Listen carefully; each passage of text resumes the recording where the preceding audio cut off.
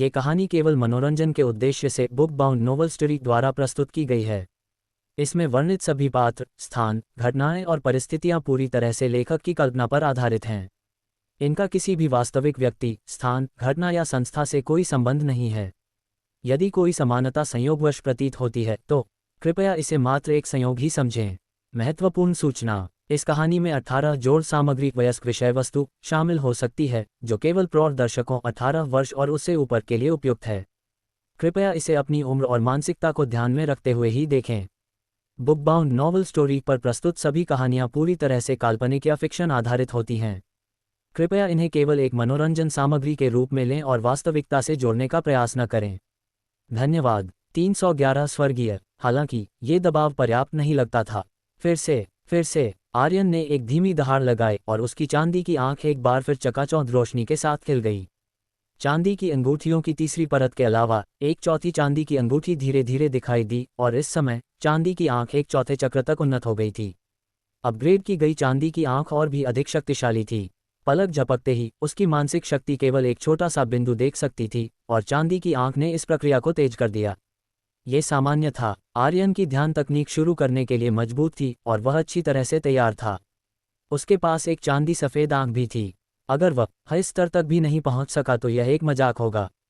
जैसे ही उसकी मानसिक शक्ति चरम पर संपीड़ित हो गई, आर्यन के दिल में अकथनीय शक्ति स्पष्ट हो गई।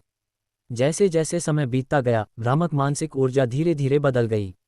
पारदर्शी ऊर्जा का एक निशान धीरे धीरे दिखाई दिया। आर्यन ने उस शक्ति को महसूस किया। ये सिर्फ एक निशान था, लेकिन यह मानसिक शक्ति से अधिक शक्तिशाली था। इसका सार मानसिक शक्ति से अधिक था।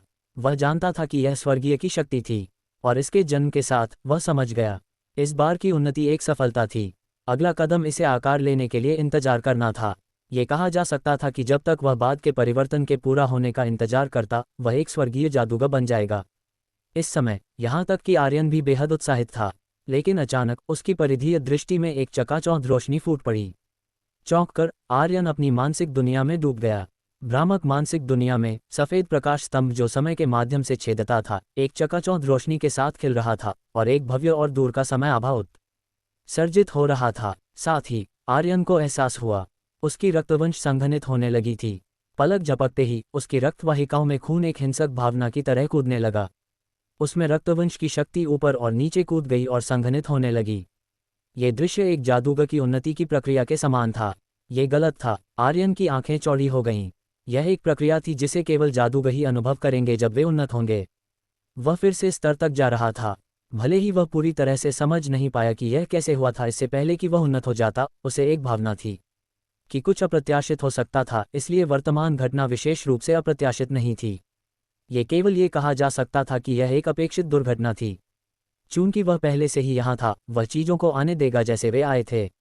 बाहरी दुनिया में आर्यन ने अपनी आंखें खोली और तुरंत अप्रयुक्त कोमोरोस औषधि को बाहर निकाला। उसने इसे खोला और इसे निगल लिया, नारंगी लाल औषधि को अपने शरीर में प्रवेश करने दिया। जैसे जैसे औषधि का सेवन किया गया, हिंसक रक्त प्रवाह स्पष्ट रूप से बहुत कम हो गया और रक्तवंश धीरे धीरे संघनित होने लगा। हालांकि आर्यन ने जादूगर कौशल पर ज़्यादा ध्यान केंद्रित नहीं किया, फिर भी वह उसी रैंक के जादूगरों की तुलना में बहुत मजबूत था, इसलिए ये कदम बहुत चिकना था। हालांकि ये कदम कई पहलुओं में कमी थी, इसलिए आर्यन के लिए बहुत समय लगा। अंत में जैसे ही उसके खून में एक रक्त लाल शक्ति का जन्म हुआ, आर्यन ने आखिरकार राहत की सांस ली। ये जादूगर रक्तवंश का स्रोत था, लेकिन अगले ही पल आर्यन ने अपनी शांति खो दी। जिस क्षण रक्तवंश अवतार दिखाई दिया, ऐसा था जैसे स्वर्गीय की शक्ति और रक्तवंश अवतार आकर्षित हुए थे। पलक झपकते ही रक्तवंश अवतार चेतना के स्थान में प्रवेश कर गया और दोनों विलय करना शुरू कर दिया। ये भावना आर्यन के लिए अकथनीय रूप से परिचित थी। एक पल बाद उसे एहसास हुआ कि यह बिल्कुल वैसा ही था जब वह पहली बार तीसरे चक्र तक पहुंचा था। आर्यन भी विस्मय में था। वह जो चाहे करने के लिए स्वतंत्र था। किसी भी मामले में उन्नति का उसका रास्ता पहले ही समाप्त हो गया था और आगे क्या था वह सिर्फ अनुवर्ती था। जैसे ही रक्तवंश अवतार स्वर्गीय जादूगर की शक्ति के साथ मिला, दोनों के बीच कहीं एक शक्ति का जन्म फिर से हुआ। हालांकि आर्यन महसूस कर सकता था कि यह शक्ति मुख्य रूप से स्वर्गीय जादूगर की शक्ति से बनी थी, जिसमें रक्तवंश एक पूरक के रूप में था। और जैसे ही दोनों के विलय का अंत हुआ, सफ़ेद किरण जो खिल रही थी वह भी रुक गई। यह अपनी मूल स्थिति में लौट आया, जैसे कि यह बिल्कुल नहीं चला था। आर्यन भी बहुत उत्सुक था कि यह क्या था और इसका लक्ष्य कर या था, वह केवल इसके बारे में सोच सकता था जब वह उन्नत हो गया था। स्वर्गीय स्तर तक उन्नति एक चमत्कारी प्रक्रिया थी। सफलता का पहला आधा हिस्सा केवल शुरुआत थी, परिवर्तन का दूसरा आधा हिस्सा सच्चा सार था। आर्यन के दिमाग में वह महसूस कर सकता था कि उसने कुछ और हासिल कर लिया था। ये कुछ ऐसा था जो हर जादूगर उन्नत होने पर प्राप्त कर सकता था। स्वर्गीय शरीर। जहां तक इस बदलाव को महसूस करने की बात है, आर्यन ने पूरा दिन बिताया। साथ ही उसके शरीर से एक अकथनीय आभा धीरे धीरे उत्सर्जित हो रही थी। ये वह आभा थी जो एक स्वर्गीय के सार से संबंधित थी। एक दिन बाद आर्यन ने अपनी आंखें फिर से खोली और राहत की एक लंबी सांस ली। वह आखिरकार सफलतापूर्वक उन्नत हो गया था। आकाश में मौलिक बादल पहले ही दसियों मील तक पहुंच गए थे और जमीन टूटे हुए आत्मा क्रिस्टल से ढकी हुई थी, जो क्रिस्टल की तरह चमक रहे थे। लेकिन मेरी मानसिक शक्ति अब थोड़ी कमजोर है। आर्यन खड़ा हुआ, अपने शरीर को फैलाया और आकाश में तत्वों को देखा। अगले सेकंड में आकाश में तत्व आकर्षित हुए लगते थे और वे आर्यन की ओर बढ़ गए, तेजी से अपनी शक्ति को फिर से भर रहे थे। दूसरी तरफ आर्यन का शरीर एक ब्लैक होल की तरह था, जो बिना किसी रोक टोक के अवशोषित हो रहा था। उसकी रक्तवंश और यहाँ तक कि उसकी मानसिक शक्ति भी एक आश्चर्यजनक गति से ठीक हो रही थी।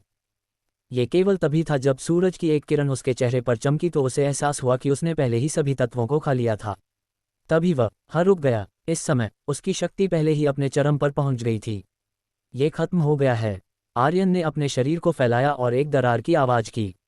312 स्वर्गीय। इस समय हालांकि वह बहुत ज्यादा नहीं बदला था, उसका सार पहले ही बदल चुका था।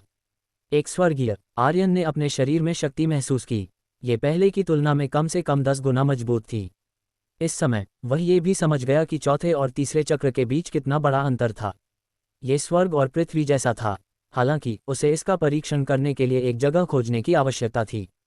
आसपास कोई उपयुक्त जगह नहीं थी। बेशक उसे पहले छोड़ना होगा। आर्यन ने पहले ही महसूस कर लिया था कि कुछ 100 मील के दायरे में हजारों जादूगर इकट्ठा हुए थे। केंद्रीय क्षेत्र में शायद पर्याप्त समय नहीं था, लेकिन दक्षिण के अधिकांश लोग शायद यहाँ थे। आखिरकार शुरू में दक्षिण में बहुत से लोग नहीं थे। ऐसा लगता था कि उसने काफी हंगामा किया था। इसके अलावा वह महसूस कर सकता था कि हाइड्रा और निकोलस लोगों के एक समूह का सामना कर रहे थे। इस समय परित्यक्त जादूगर शिविर के बाहर निकोलस ने दर्जनों तीसरे चक्र जादूगरों और हजारों जादुई मंत्रों को शांति से देखा। क्या तुम हमें गुजरने दोगे या नहीं? नेता एक लंबे चेहरे और एक ऊंची नाक वाला जादूगर था। वह निकोलस को एक अंधेरे भाव के साथ देख रहा था, लेकिन उसकी आंखों में डर का एक निशान था। यहाँ की अजीब स्थिति एक दिन से अधिक समय से चल रही थी। उन्होंने मूल रूप से यहाँ कुछ स्क्रैप लेने की योजना बनाई थी, लेकिन उन्हें अमर और कंकालों के एक समूह ने रोक दिया था। कुछ आंतरिक संघर्ष भी था। आखिरकार वे एक ही तरफ नहीं थे। नहीं, आज किसी को भी इस जगह में प्रवेश करने की अनुमति नहीं है। निकोलस ने अपना सिर हिलाया। निकोलस बाहरी परिधि का प्रभारी था, जबकि हाइड्रा अंदर के छोटे शहर का प्रभारी था। घृणित बॉस, हम बस अपना रास्ता क्यों नहीं मजबूर करते हैं? उद्धरण चिन्ह। ये सही है, कई जादूगरों ने उससे कहा। जादूगर नेता हिचकिचा रहा था क्योंकि उसके सामने अमर और कंकालों से छेड़छाड़ नहीं की जा सकती थी। लेकिन अचानक उसने अपना सिर उठाया और देखा कि मौलिक बादल शहर की ओर इकट्ठा होना शुरू हो गए थे। पलक झपकते ही दर्जनों किलोमीटर को कवर करने वाले मौलिक बादल गायब हो गए था। माँ का, चलो ये करते हैं। जादूगरों के नेता ने अपने दांतों को पीस लिया, यह महसूस करते हुए कि कुछ बदल गया होगा। ये खत्म हो गया है। आकाश में तत्वों को गायब होते देखकर निकोलस ने राहत की सांस ली। वह जानता था कि ये तत्व स्वर्गीय की शक्ति को फिर से भरने के लिए थे। ऐसा लगता था कि उसका मालिक पहले ही सच्चे स्वर्गीय क्षेत्र में उन्नत हो गया था, इसलिए ये लोग अब कोई मायने नहीं रखते थे। अगर उसे आर्यन को परेशान करने का डर नहीं होता तो वह पहले ही एक चाल चल चुका होता। एक पल के लिए दोनों पक्षों की निगाहें बदल गईं, लेकिन जैसे ही निकोलस एक चाल चलने वाला था, उसने अचानक अपने कंधे पर कुछ महसूस किया। उसने देखने के लिए अपना सिर घुमाया और उसकी आंखें तुरंत आश्चर्य से भर गईं। मेरे लॉर्ड, आर्यन ने सिर हिलाया। दूसरी तरफ के लोग भी दंग रह गए।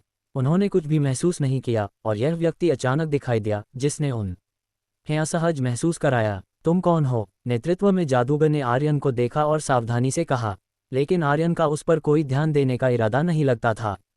उसने निकोलस से कहा, सफलता खत्म हो गई है। अमर को इकट्ठा करो, ये जाने का समय है।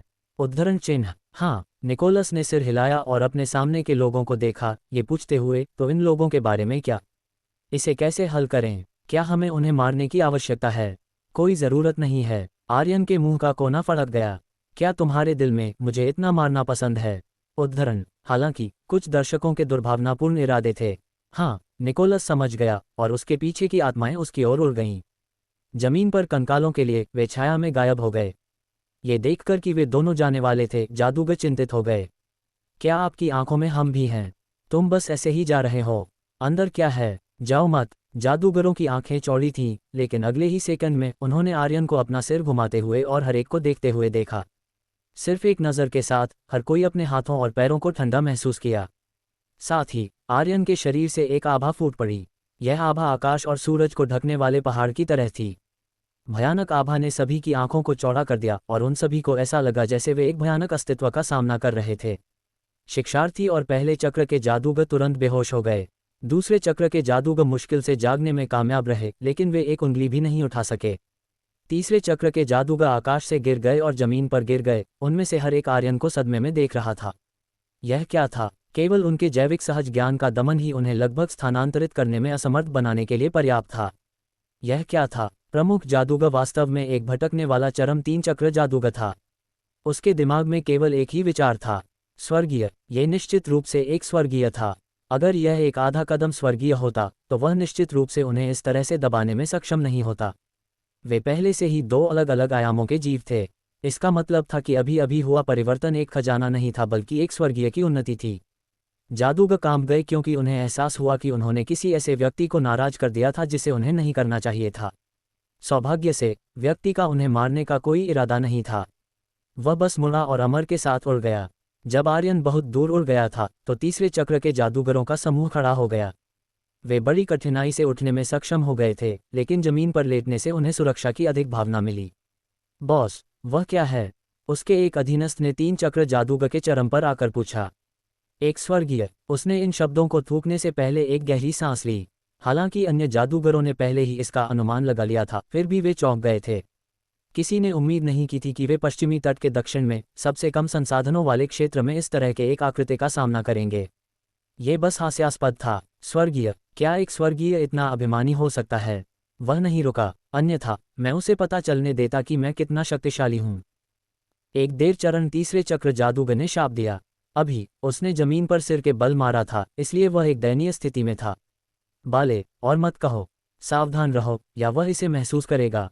तीसरे चक्र के चरम पर जादूगर ने माथे पर शिकन डाली और कहा। वह नहीं जानता था कि एक स्वर्गीय में क्या क्षमताएं थीं, लेकिन अगर उन्हें वास्तव में सुना गया तो वे खत्म हो सकते हैं। वह पहले ही बच गया है।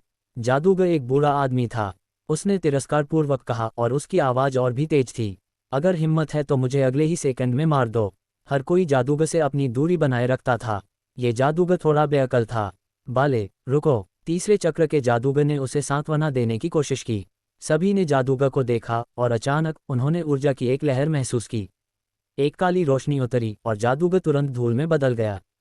जमीन पर एक बड़ा गड्ढा भी था जो दसियों मीटर चौड़ा था। हर कोई दंग रह गया क्योंकि उन्होंने ऊपर देखा। आकाश में एक 3 सिर वाला सांप एक छाया को थूकता था और दूर तक उड़ता था। यह क्या है? लोगों के समूह ने तुरंत अपने सिर नीचे कर दिए और गिर गए। क्या यह एक और स्वर्गीय हो सकता है? ये 10 मिनट से अधिक समय तक नहीं था कि हर कोई उठ गया। कई जादूगरों ने विशाल गड्ढे को देखा और भाग्यशाली महसूस किया। यह एक अच्छी बात थी कि उन्होंने शाप नहीं दिया। क्या ऐसा हो सकता है कि दुनिया फिर से बदलने वाली है? तीसरे चक्र के चरम पर जादूगर ने आकाश को देखा और आहें भरीं। एक स्वर्गीय इस भूमि को पूरी तरह से बदलने के लिए पर्याप्त था। दूसरी तरफ आर्यन, जो निकोलस के साथ आकाश में उड़ रहा था, अचानक माथे पर शिकन डाली। वह कुछ भूल गया था लगता था। पीछे देखते हुए हाइड्रा उनकी ओर उड़ रहा था। ये तभी था जब आर्यन को याद आया कि वह हाइड्रा का इंतजार करना भूल गया था। वह इंतजार करेगा। थोड़ी देर बाद हाइड्रा आर्यन के बगल में आ गया और उसकी आंखें ऐसी लग रही थी जैसे उसे गलत किया गया हो। आर्यन मुस्कुराया और हाइड्रा के सिर को छुआ। क्या तुमने किसी को मार दिया? हाइड्रा से यह पता लगाने के बाद कि उसने अभी अभी एक ऐसे व्यक्ति को मार डाला था जिसने आर्यन का अपमान किया था, वह बेहद चौंक गया था। फिर आर्यन दिल से हंसा। ये जाने का समय है। हाइड्रा सिकुड़ गया और आर्यन के कंधे पर उतरा। फिर एक आदमी, एक अमर और एक किमेरा उत्तर की ओर चले गए, रक्तवंश टावर में लौट आए। 313 मछली पकड़ना। जल्द ही आर्यन चुपचाप रक्तवंश टावर लौट आया। किसी ने भी उसकी वापसी पर ध्यान नहीं दिया।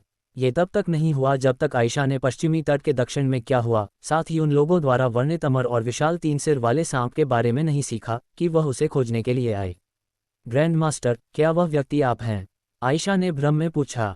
हाँ, यह मैं था। आर्यन ने सिर हिलाया। निकोलस और हाइड्रा की आकृतियों को देखते हुए उसके लिए यह पता लगाना विशेष रूप से मुश्किल नहीं होना चाहिए था कि यह आर्यन से संबंधित था। हालांकि आर्यन को अभी भी इसे जितना संभव हो उतना छिपाने की बड़ी ईद थी। आखिरकार कोई नहीं जानता था और एक स्वर्गीय कहीं से भी बाहर निकल सकता था। उसे सावधान रहना था। ठीक है ग्रैंड मास्टर, आयशा ने सम्मानपूर्वक सिर हिलाया, लेकिन उसका मुंह हिल गया जैसे कि वह कुछ पूछना चाहती थी। मैं पहले ही उस स्तर को पार कर चुका हूं। इसे एक रहस्य रखो। स्वाभाविक रूप से आर्यन जानता था कि आयशा क्या पूछना चाहती थी, इसलिए उसने इसे नहीं छिपाया। आर्यन के जवाब को सुनकर आयशा की आंखें चौड़ी हो गईं। वह कुछ सेकंड के लिए दंग रह गई, इससे पहले कि वह घबराहट में कहा, ठीक है ग्रैंड मास्टर, मैं इसे बाहर नहीं जाने दूंगी। ग्रैंड मास्टर ने वास्तव में स्वर्गीय क्षेत्र में सफलता प्राप्त कर ली थी। ये खबर बहुत चौंकाने वाली थी, यहाँ तक कि आयशा के जाने के बाद भी उसे अभी भी चक्कर आ रहा था। दूसरी तरफ आर्यन ने अपना सिर हिलाया। उसके लिए इस समय सबसे महत्वपूर्ण बात अपने शरीर में बदलावों को महसूस करना और उन पर महारत हासिल करना था। पलक झपकते ही 1 महीना बीत गया। इस महीने आर्यन ने आखिरकार अपने नवीनतम सुधार के बारे में सब कुछ समझ लिया। वह आसानी से 130वें चक्र के जादूगरों का सामना कर सकता था, और अगर वह अपने स्वर्गीय शरीर या रक्तवंश अवतार का उपयोग करता तो यह और भी आसान होता। इसकी बात करें तो ये कुछ ऐसा था जो आर्यन ने इस महीने ही खोजा था। ऐसा लगता था कि उसके पास जादूगर और जादूगर दोनों क्षमताएं थीं। इसका परीक्षण केवल एक लड़ाई में किया जा सकता था। दूसरे, उसकी चांदी की आंख भी एक स्वर्गीय जादूगर के स्तर तक उन्नत हो गई थी। अब भ्रम और मानसिक शक्ति पर उसका नियंत्रण और भी बेहतर था। वह कुछ लोगों की यादों को भी स्थायी रूप से बदल या प्रत्यारोपित कर सकता था। ये डरावना था, और यहाँ तक कि आर्यन भी इसका बहुत ज्यादा उपयोग नहीं करना चाहता था। अंत में उसने पाया कि उस दिन रहस्यमय प्रकाश स्तंभ में बदलावों के बाद ऐसा लगता था कि उसने हल्के से महसूस किया था कि प्रकाश स्तंभ में कुछ पक रहा था। ये किसी तरह की शक्ति लगती थी। आर्यन पूरी तरह से नहीं समझ पाया, लेकिन उसने महसूस किया कि यह एक अच्छी बात थी। वास्तव में कुछ और नहीं था। स्वर्गीय तक उन्नति एक अधिक मौलिक परिवर्तन थी, और इसने आर्यन के अन्य पहलुओं को प्रभावित नहीं किया। आखिरकार उसकी उन्नति के साथ उसके ज्ञान का स्तर कई से बढ़ सकता था, इसलिए उसे अभी भी बहुत सारी समस्याएं थीं। हालांकि उसे जिन जी से उन्नति की विधि मिल गई थी, उसके पास कोई अन्य जानकारी नहीं थी। उसके पास स्वर्गीय स्तर के जादू और विधियों की कमी थी, हालांकि कोई अन्य तरीका नहीं था। स्वर्गीय स्तर के जादू और नीचे वालों के बीच कोई तुलना नहीं थी। कुछ स्वर्गीय जादू थे, लेकिन प्रत्येक जादू सरल नहीं था। कुछ स्वर्गीय जादूगर केवल अपने स्वर्गीय शरीर पर भरोसा कर सकते हैं। हालांकि अगर आर्यन पता लगाना चाहता था तो एक तरीका था। वह केंद्रीय महाद्वीप जाना था, जहां निश्चित रूप से बहुत सारे संसाधन होंगे। लेकिन आर्यन कैसे छोड़ सकता था? उसने अभी अभी स्तर तक किया था, और वह खुद को उस बिंदु तक स्तर तक करने के लिए तैयार था जहां वह इस जगह को छोड़ने से पहले और स्तर तक नहीं कर सकता था। इसमें बहुत बहुत लंबा समय लगेगा। वह इस समय केवल एक नया स्वर्गीय जादूगर था, और वह अभी भी बहुत कमजोर था। स्वर्गीय क्षेत्र के बाद 3 और परतें थीं: दीप्तिमान तारे, दीप्तिमान चंद्रमा और दीप्तिमान सूर्य। प्रत्येक चरण को 3 छोटे चरणों में विभाजित किया गया था। पहला चरण सूक्ष्म तारा, क्लस्टर तारा और नेबुला में विभाजित था। वह वर्तमान में सूक्ष्म तारा चरण में था। उसका चरण एक छोटे तारे की तरह था जो एक बेहोश रोशनी उत्सर्जित करता था। जब ये दर्जनों इकाइयों तक फैल सकता था और तारों की तरह उज्ज्वल हो सकता था, तो वह अगला चरण होगा। हालांकि आर्यन ने अनुमान लगाया कि इसमें शायद लंबा समय लगेगा। उसे नहीं पता था कि इसमें कितना समय लगेगा। हालांकि उसे परवाह नहीं थी, वह बस इसे धीरे धीरे सह सकता था। वैसे भी भले ही उसे समय के अंत तक सहना पड़े, वह बिल्कुल भी घबराया नहीं। जब तक कोई उसे मारने नहीं आया, सुरक्षा पहले थी। चलो अब के लिए पश्चिम में विकसित होते हैं। आर्यन ने महसूस किया कि केंद्रीय महाद्वीप पर कई शक्तिशाली प्राणी होने चाहिए, तो वह वहां क्यों जा रहा था? फिर से उठने के लिए। वह यहाँ रहना और बड़ा होना भी रह सकता था। समय उसके पक्ष में था। बेशक उसे अपने सिद्धांतों से भी चिपके रहना था और उसी स्तर के लोगों के साथ नहीं लड़ना था। लेकिन मुझे अभी भी एक वास्तविक लड़ाई की आवश्यकता है, अन्यथा मेरे लिए अपनी खुद की ताकत का अनुमान लगाना अभी भी मुश्किल है। आर्यन ने माथे पर शिकन डाली। आखिरकार उसकी धारणा अकेले इतनी विश्वसनीय नहीं थी। अगर उसके पास एक मानक होता तो यह बहुत बेहतर होता, लेकिन पश्चिमी तट पर बहुत से बल नहीं थे जो उसकी ताकत का परीक्षण कर सकते थे। समय के रेतघड़ी उनमें से एक थी। उनके पास एक सच्चा स्वर्गीय आकृति थी, और यह आर्यन को बहुत पहले से पता था। हालांकि वह एक स्वर्गीय के क्षेत्र में इतनी लापरवाही से कैसे घुस सकता था, भले ही वह पहले से ही सो रहा था। जब तक प्रतिद्वंद्वी को हराने में सक्षम नहीं होने का 1% मौका था, तब तक परिणाम गंभीर हो सकते थे। एक भी गलत कदम मौत का कारण बन सकता है। इस एकल गलत कदम की कीमत उसे 1 अरब साल का दुख हो सकती है, और यह इसके लायक नहीं था। उसने इस अवधि के दौरान पासा भी इस्तेमाल किया था। हालांकि जीतने का 15-16 मौका था, फिर भी उसने महसूस किया कि यह बहुत खतरनाक था। ये सिर्फ एक परीक्षण था, इसलिए कोई ज़रूरत नहीं थी। केवल एक ही बचा था, घुमंतु गठबंधन। इस बल ने न केवल रक्तवंश टावर के विकास और रखरखाव को नुकसान पहुंचाया, बल्कि यह ज़्यादातर बुरे लोगों से बना था और बहुत से अच्छे लोग नहीं थे। सबसे महत्वपूर्ण बात, वे बहुत शक्तिशाली थे और उनके पास कई आधा कदम स्वर्गीय जादूगर थे। एकमात्र बुरी बात यह थी कि वे हाल ही में काफी अच्छी तरह से व्यवहार कर रहे थे। आर्यन भी उन्हें सीधे खत्म करने में थोड़ा शर्मिंदा था।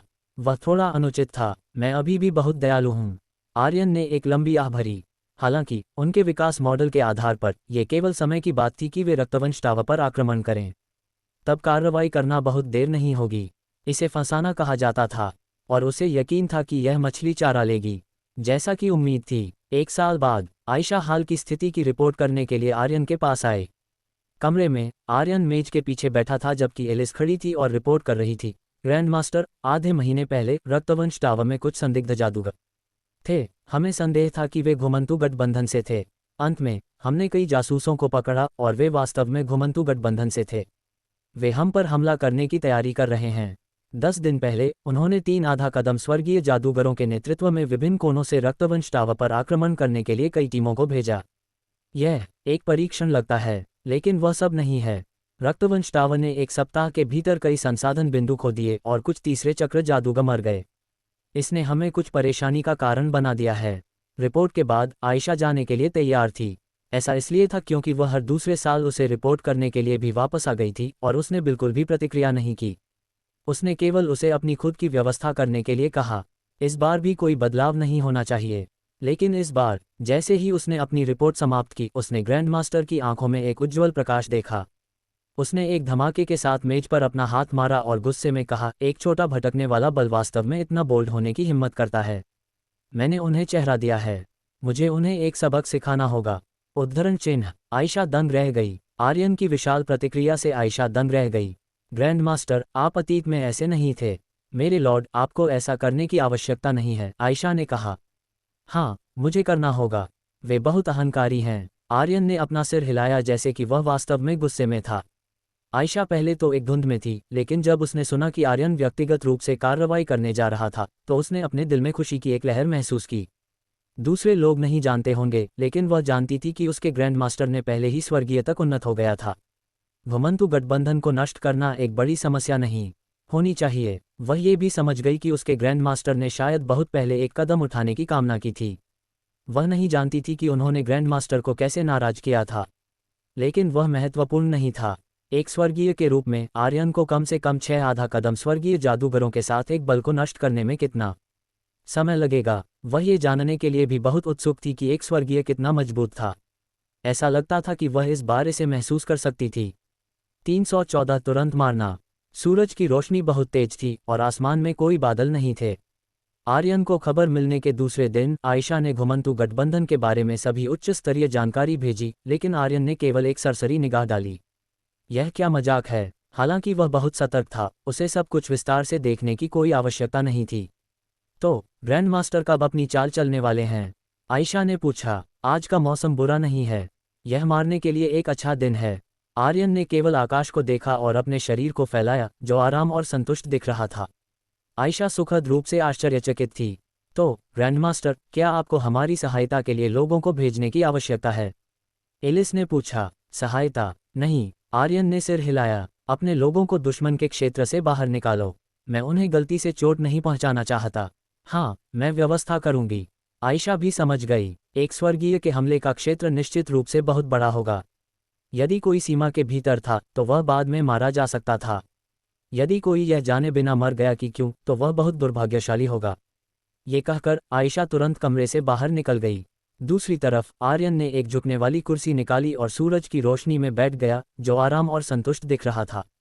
आधे दिन बाद, ग्रैंडमास्टर, हमारे लोगों को सभी को बाहर निकाल लिया गया है। आयशा ने बताया। ठीक है। आर्यन ने झुके हुए कुर्सी से उठकर सिर हिलाया। खिड़की हवा चलने पर खुली। आयशा की दृष्टि में आर्यन रक्त लाल प्रकाश की एक किरण में बदल गया और तुरंत उठा और खिड़की से बाहर चला गया। उस गति के साथ, इससे पहले कि आयशा आर्यन की आकृति को स्पष्ट रूप से भी देख पाती, वह पहले ही उसकी दृष्टि से गायब हो गया था। वह खिड़की से बाहर चला गया था। इसका एकमात्र सबूत यह था कि खिड़की तेजी से हिल रही थी। आयशा ने चुपचाप खिड़की बंद कर दी और चली गई। ये सब ग्रैंडमास्टर पर निर्भर था। इस समय सामने की रेखा से दूर नहीं एक जंगल में सैकड़ों लोगों ने एक लंबी लाइन बनाई और रक्तवंश टावर की दिशा में आगे बढ़ते हुए शोर एक साथ मिला हुआ था। आपको क्या लगता है कि टावर मास्टर आयशा क्या सोच रही है? क्या वह इस समय हमें खाली करने के लिए कहकर पागल है? ये सही है, उसके साथ कुछ गलत है। वह टावर मास्टर विभिका से बहुत खराब है। उद्धरण चिन्ह। इस समय पीछे हटने और सीधे संसाधनों को बाहर भेजने में क्या अंतर है? क्या ये रक्तवंश टावर के साथ एक विश्वासघात नहीं है? जादूगरों ने उत्साह से चर्चा की। उनके चेहरे असंतोष से भरे हुए थे। अरे, मैं जितना ज़्यादा इसके बारे में सोचता हूँ उतना ही मैं गुस्सा होता हूँ। मैं कैसे हार मान सकता हूँ? उद्धरण चिन्ह। रक्तवंश टावर के प्रति वफादार कुछ जादूगर और भी नाखुश थे। उनमें से कुछ ने रक्तवंश टावर के पूर्व गौरव को देखा था और उनके वर्तमान पीछे हटने से असंतुष्ट थे। वह क्या है? अचानक किसी ने आकाश की ओर इशारा किया और कहा। सभी ने आकाश को देखा। दूर के आकाश में रक्त रंग के धब्बे दिखाई दिए थे और उनकी ओर उड़ रहे थे। जैसे जैसे वे करीब आते गए, खून का रंग बड़ा और बड़ा होता गया। एक शूटिंग स्टार की तरह यह अंत में उनके अतीत में चला गया। यह इतना तेज था कि वे अंदर क्या था ये भी नहीं देख सकते थे। सभी चुप थे। वह क्या है? कुछ सेकंड के बाद किसी ने पूछा। मुझे नहीं पता। सभी ने माथे पर शिकन डाली। खूनी सितारा उनकी सामने की रेखा की ओर जा रहा था। हालांकि इस समय केवल घुमंतु गठबंधन के लोग थे, इसलिए यह बहुत खतरनाक था। यह क्या था? कुछ लोग नहीं समझे, लेकिन कुछ ऐसे भी थे जो जाकर एक नज़र डालने के लिए तैयार थे। चौथे चक्र तक उन्नत होने के बाद उसकी खुद की गति बढ़ने के अलावा रक्त प्रज्वलन तकनीक ने उसे और भी अधिक शक्ति जलाने की अनुमति दी, जिसने उसकी गति को और भी अधिक भयानक बना दिया। केवल 10 मिनट में वह दोनों पक्षों की सामने की रेखा पर पहुंच गया था। ये जगह है। आकाश में आर्यन ने जमीन पर नीचे देखते हुए अपनी स्थिति को बिल्कुल भी नहीं छिपाया। यह एक मैदान था। मैदान पर हजारों जादूगर तैनात थे। उनके पीछे दर्जनों टैंक थे। वे घुमंतु गठबंधन के उच्च अधिकारी होने चाहिए और कई आधा कद मस्वर्गीय जादूगर थे। एक साधारण अवलोकन के बाद यहाँ तक कि आर्यन को भी यह स्वीकार करना पड़ा कि इन लोगों का औसत स्तर रक्तवंश टावर से अधिक था। वे वास्तव में मध्य महाद्वीप से घुमंतु थे। तो चलो शुरू करते हैं, आर्यन ने लापरवाही से कहा और उसकी मानसिक ऊर्जा एक लहर की तरह फैल गई। जमीन पर अनगिनत छायाएं बाहर ड्रिल करना शुरू कर दिया। युद्ध के मैदान के किनारे से एक विशाल छाया धीरे धीरे एक ऊंची दीवार की तरह उठी, एक ऊंची दीवार जिसने दुनिया को अलग कर दिया। वह जगह को घेरना चाहता था। इस अचानक बदलाव को कई लोगों ने देखा और उन सभी ने जोर से चिल्लाया। कुछ ही समय बाद हजारों जादूगर जाग गए। उन्होंने आकाश में आर्यन को भी देखा। कोई नहीं जानता था कि वह कौन था, लेकिन उनके चारों ओर छाया की दीवारें और भी अधिक भयानक थीं। बहते पानी की तरह छाया को देखते हुए कई जादूगर दंग रह गए। उनकी पहली प्रतिक्रिया भागने की थी। हालांकि एक तीसरे चक्र जादूगर ने छाया को मुक्का मारा, लेकिन छाया केवल 2 बार हिल गई। छाया लहरों की तरह फैल गई और फिर कोई और आंदोलन नहीं हुआ। यहाँ तक कि आकाश में छाया की दीवारें फैलती रहीं और छाया के धागे दिखाई दिए आकाश को ढकते हुए। एक पल में कुछ किलोमीटर के भीतर का क्षेत्र एक पिंजरे में बदल गया। यह क्या है? हे भगवान, वह कम से कम एक आधा कदम स्वर्गीय जादूगर है। उद्धरण चिन्ह। जमीन पर जादूगर घबरा रहे थे। उन्हें और भी अधिक डर था कि अधिक से अधिक छायाएं अंदर की ओर फैलने लगीं। पहले चक्र के जादूगरों में से एक गलती से छाया द्वारा निगल लिया गया था। जादूगर घबरा रहे थे, लेकिन कुछ ऐसे भी थे जो शांत थे। आप क्यों घबरा रहे हैं? हमारे पास अभी भी 3 आधा कदम स्वर्गीय जादूगर हैं। एक 3 चक्र जादूगर ने चिल्लाया। अन्य लोग भी थोड़ा शांत हो गए। इस समय केंद्रीय टैंक में लोगों ने भी बदलाव पर ध्यान दिया था। 315 तुरंत मारना। 3 आकृतियां पीछे से उठी और आर्यन की ओर उड़ी, जो आकाश में था। 2 पुरुष और एक महिला। एक पुरुष ने एक काला जादूगर का चोगा पहना हुआ था, जबकि दूसरे ने एक भूरा जादूगर का चोगा पहना हुआ था। महिला ने आकर्षक कपड़े पहने थे और उसका शरीर पैटर्न से ढका हुआ था। उन तीनों ने आधा कदम स्वर्गीय क्षेत्र तक पहुंच ली। या था। तुम कौन हो? महिला सबसे पहले बोली। उसका चेहरा गंभीर था। अन्य 2 ने भी तुरंत अपने रक्तवंश को सक्रिय कर दिया, क्योंकि वे अपने सामने के आदमी को नहीं देख सकते थे। हालांकि ऐसा लगता था कि आर्यन का उन्हें जवाब देने का कोई इरादा नहीं था। उसने केवल जमीन को देखा। जमीन पर छायाएं लहरों की तरह बहती थी। बड़ी ये काले लहरों की परत के बाद परत बनाती थीं, एक के बाद एक जादूगरों को खा रही थीं।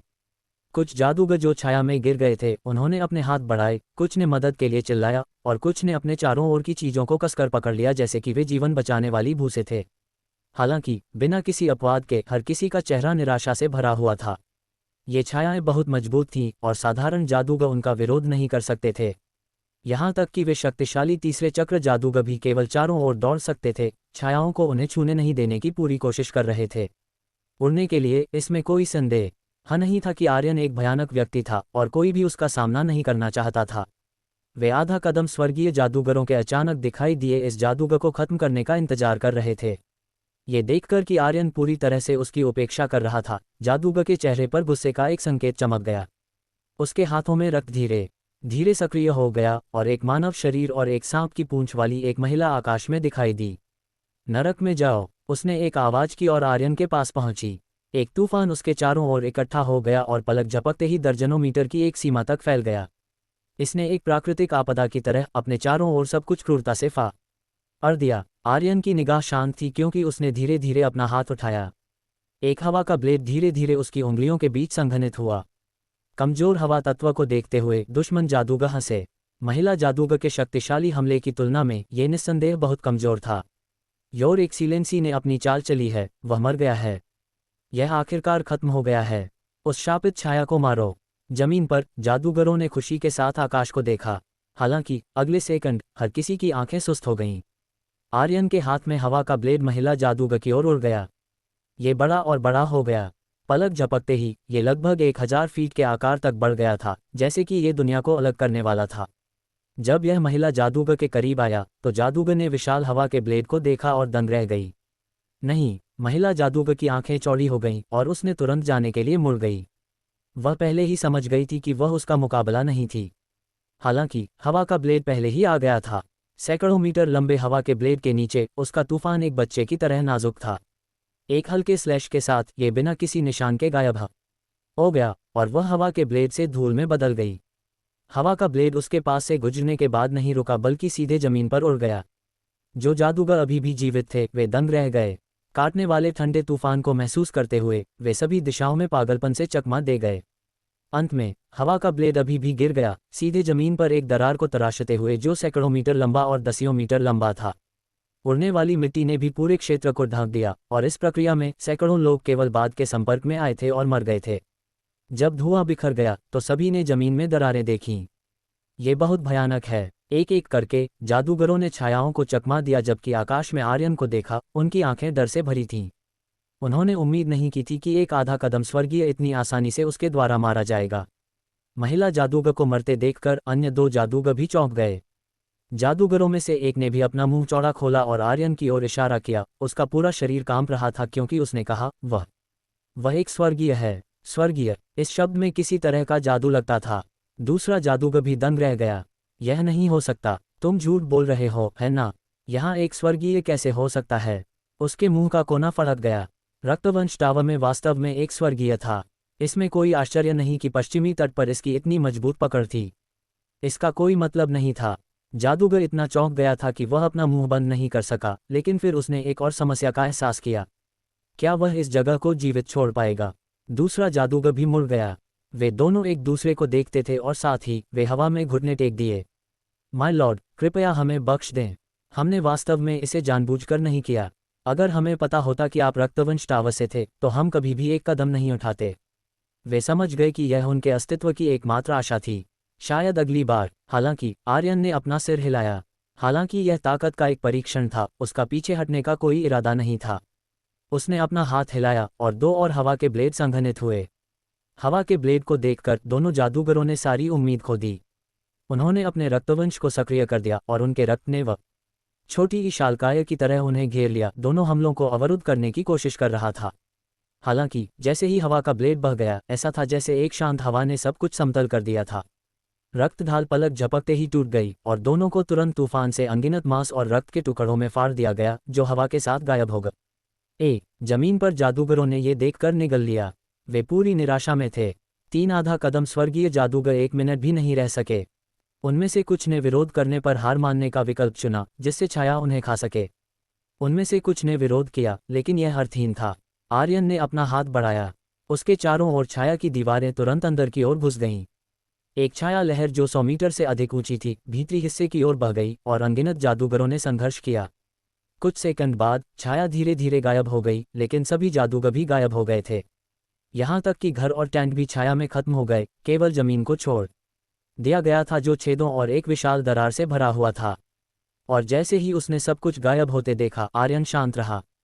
आर्यन ने गणना की। उसके लिए अन्य शक्तियों का परीक्षण करने के लिए इस जादू का उपयोग करना मुश्किल नहीं था, इसलिए उसने केवल एक चाल का उपयोग किया। फिर इस चाल की शक्ति और उपयोग की गई मानसिक शक्ति के आधार पर उसने अपनी ताकत का अनुमान लगाया। वह वास्तव में बहुत मजबूत था। वह आखिरकार स्वर्गीय जादूगर और उसके नीचे के जादूगरों के बीच अंतर को समझ गया। ये स्वर्ग और पृथ्वी जैसा था। अगला कदम स्वर्गीय शरीर या रक्तवंश अवतार का परीक्षण करना होगा। घुमंतु गठबंधन का मुख्यालय भी था। वह इसे परीक्षण स्थान के रूप में उपयोग करेगा। इस बात को ध्यान में रखते हुए आर्यन और भी आगे की ओर देखा, जैसे कि वह वास्तव में अंतरिक्ष के माध्यम से देख सकता था। चलो चलते हैं। उद्धरण चिन्ह। आर्यन हंसा और रक्त ऊर्जा उसके शरीर के चारों ओर लिपटी हुई थी क्योंकि वह निर्दिष्ट दिशा में उन्नत हुआ था। और आर्यन के जाने के कुछ सेकंड बाद रक्तवंश टावर के जादूगर आखिरकार आ गए थे। उन्होंने घनी झाड़ियों के माध्यम से धक्का दिया और जंगल से बाहर चले गए। लेकिन जब उन्होंने अपने सामने का दृश्य देखा तो वे सभी चौंक गए। उसके सामने युद्ध के मैदान पर कोई भी व्यक्ति नहीं था। जमीन जली हुई काली थी, जैसे कि इसे किसी तरह का विनाश का सामना करना पड़ा था। घुमंतु गठबंधन के हजारों जादूगरों और आधा कदम स्वर्गीय जादूगरों के लिए वे लंबे समय से बिना किसी निशा न के गायब हो गए थे। क्या हुआ? एक जादूगर भूमि में चला गया। उसने अपना सिर नीचे किया और देखा कि उसके जूते पिघलने लगे थे, जैसे कि वे क्षय हो रहे थे। उसने ये देखकर तुरंत पीछे हट गया। हालांकि केवल कुछ सेकंड में वह पहले से ही अपने पैरों को देख सकता था। अन्य लोग भी चौंक गए थे। जादूगर साधारण जूते नहीं पहन रहा था, बल्कि पहले दर्जे का जादूगर उपकरण पहन रहा था। हालांकि जमीन पर छोड़ी गई चीजें भी एक जादूगर हथियार को नुकसान पहुंचाने के लिए पर्याप्त थीं। हे भगवान, यहाँ क्या हुआ था? जादूगरों में से एक कांप रहा था। इस समय वह पहले से ही समझ गया था कि वे लोग नहीं थे जो चले गए थे, बल्कि वे मर गए थे। वे बस थोड़ा देर हो गए थे और वे सभी पहले से ही मर चुके थे। वह खून की रोशनी में कौन है? एक जादूगर का गला हिल गया क्योंकि उसने बात की थी। मैंने रक्तवंश टावर में पिछले युद्धों के रिकॉर्ड में खूनी रोशनी के आंदोलन के बारे में पढ़ा होगा। एक जादूगर ने अचानक कहा। सभी की निगाहें तुरंत केंद्रित हो गईं। जादूगर ने अपने होंठों को दबाया और कहा, अगर मैं गलत नहीं हूं, रक्तवंश टावर में जिसके पास ये तकनीक है, वह पिछले टावर मास्टर हरमन का शिक्षक होना चाहिए। आखिरी बार जब वह दिखाई दिया था, वह 200 साल पहले था।